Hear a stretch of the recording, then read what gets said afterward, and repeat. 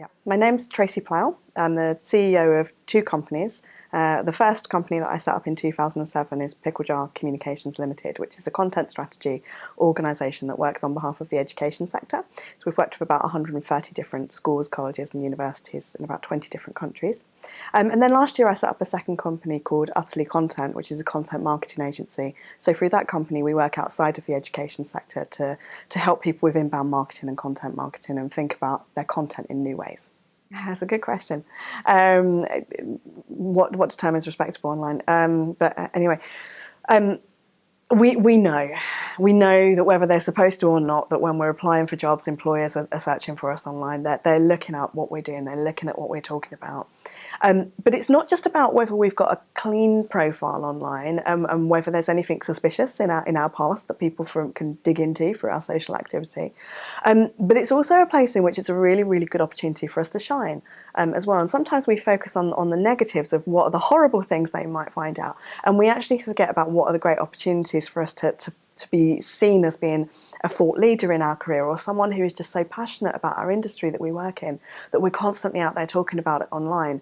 And those are the kind of things that actually send out a really good cue to employers, to prospective clients, to prospective colleagues, that really, really help to form those business relationships.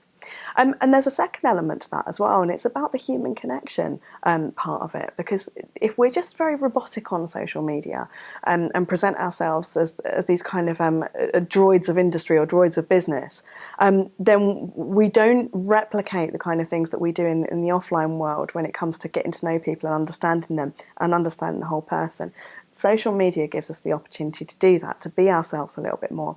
And through doing that, we often will form connections and relationships with people that hinge around things that might be a connection for our personal interests, not necessarily our professional interests, but that person might later on go on to become a good professional contact of ours as well. So it opens it up for us.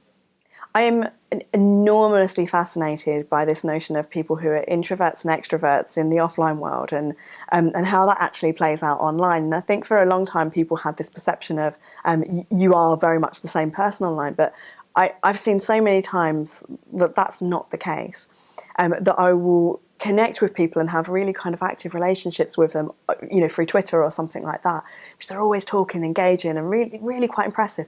And then you meet them in real life and they're really quite quiet and introverted. And that to me is a thing of beauty, because it really does give people the opportunity to show different sides of their personality, and to really find a voice for themselves in a way in which they may not naturally be comfortable with, and to open doors and to help people build up a degree of trust and credibility in that person, even when they may not be the person who's willing to speak up in the room.